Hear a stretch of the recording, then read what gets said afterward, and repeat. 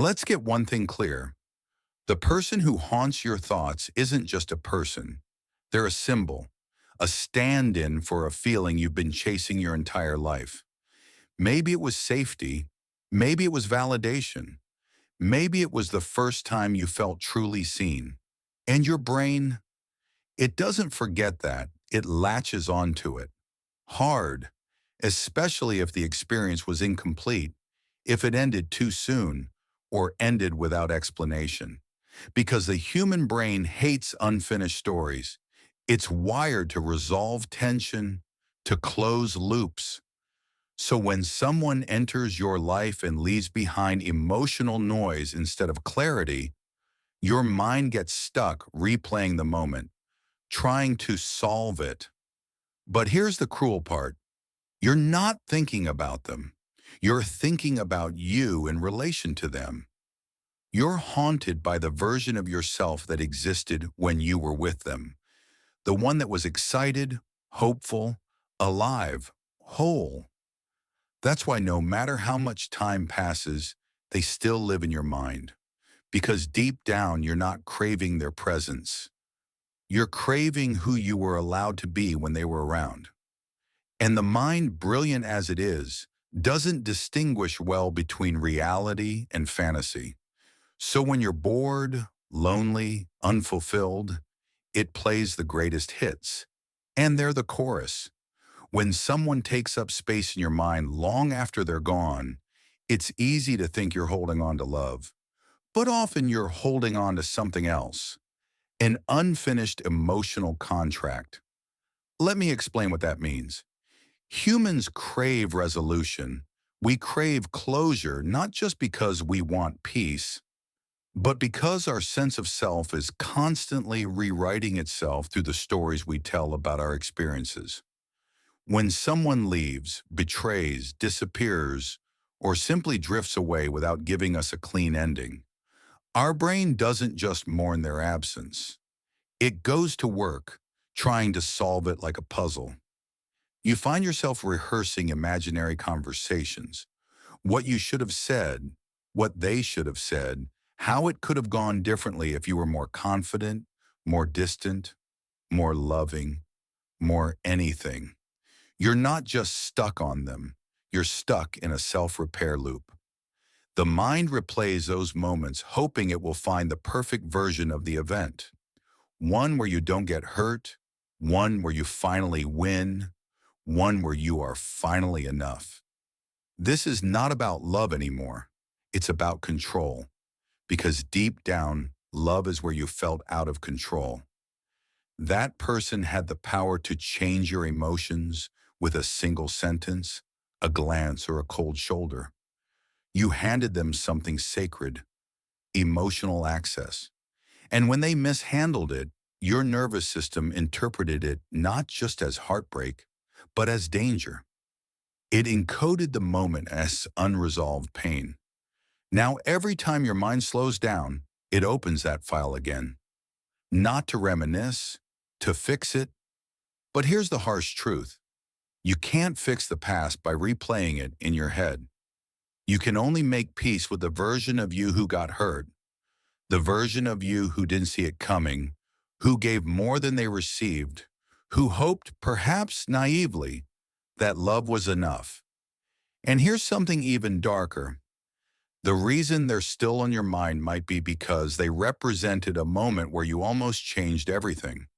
A moment where you almost became the person you were meant to be, and now your mind confuses them with that transformation. They were the trigger, not the destination, but your brain hasn't made that distinction yet, so it keeps associating them with potential. Potential love, potential growth, potential happiness, potential meaning. And the mind, being addicted to potential, chooses fantasy over reality every time. Because fantasy doesn't reject you. Reality does. So you stay stuck in mental reruns of a life that never happened. Loving a version of them who never truly existed, from the version of you who never got closure. You think you're remembering them because they were special, because they were your person. But here's the uncomfortable truth. They might just be familiar pain. The brain in all its brilliance isn't always designed to make you happy. It's designed to keep you safe. And safe, to your nervous system, doesn't mean joyful or loving. It means predictable. So if your early emotional blueprint, your childhood, your past relationships, the models you grew up around, taught you that love feels like walking on eggshells, like trying harder than the other person, like not being quite enough but always hoping, then that's what your brain now registers as love. It becomes a template. And when someone fits that emotional mold, even if it hurts, your brain lights up. It says, ah, this I recognize. This is what love is supposed to feel like. So you chase what feels familiar, not what feels right, not what feels safe, not what feels mutual. That's why you can find someone healthy, consistent, kind, and feel nothing.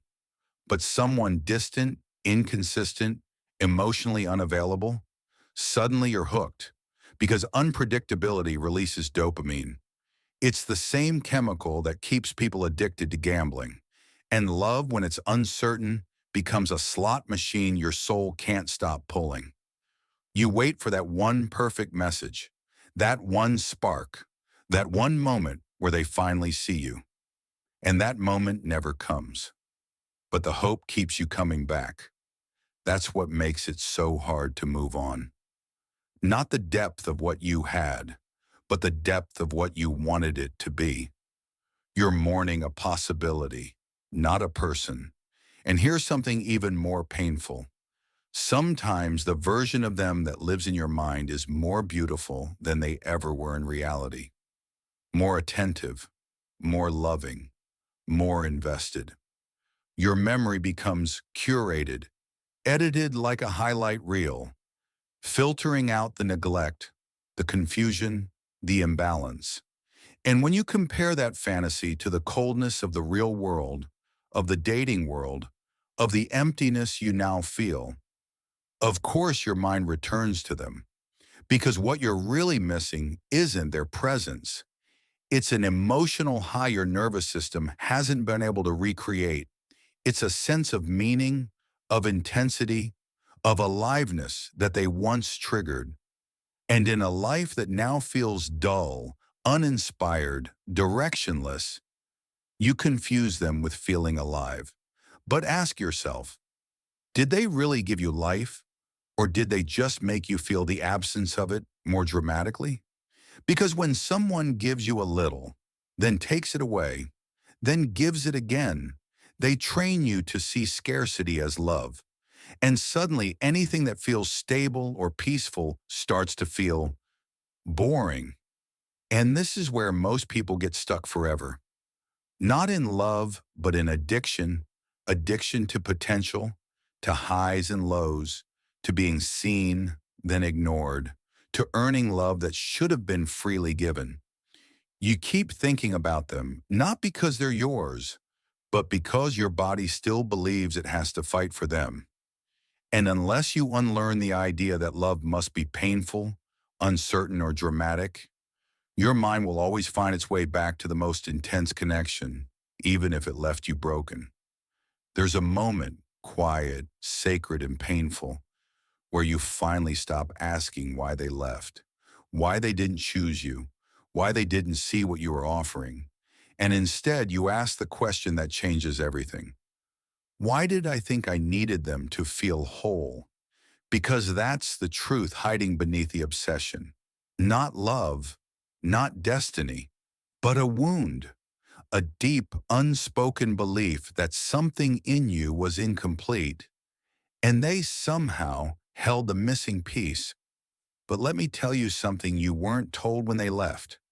You were never missing anything. You were just disconnected from yourself. You thought they were special because they mirrored a version of you that you loved. The way you lit up when you were with them, the boldness, the softness, the aliveness. But all of that came from you. They didn't create it. They unlocked it. And you've mistaken the key for the treasure. You keep them in your thoughts because you're still searching for that version of yourself, still hoping to feel that full again. But here's what you need to understand. You don't need them to access that version. You just need to remember who you were becoming before the story got interrupted. And when you realize that, when you stop romanticizing pain as proof of love, when you stop waiting for a ghost to apologize or return or recognize your worth, you don't just move on, you reclaim yourself. You stop spinning stories about how it could have been. You stop replaying what you said, what you should have said, what they might be doing now. You stop hoping they'll suddenly get it, and instead, you get it. You realize that love doesn't mean staying stuck in someone else's absence. It means returning fully, violently, beautifully to your own presence. You don't forget them because they never mattered. You forget them because you finally matter to yourself again. And the truth is, if they're always on your mind, it's not because they're unforgettable. It's because you've forgotten yourself. But now it's time to remember, not them. You remember.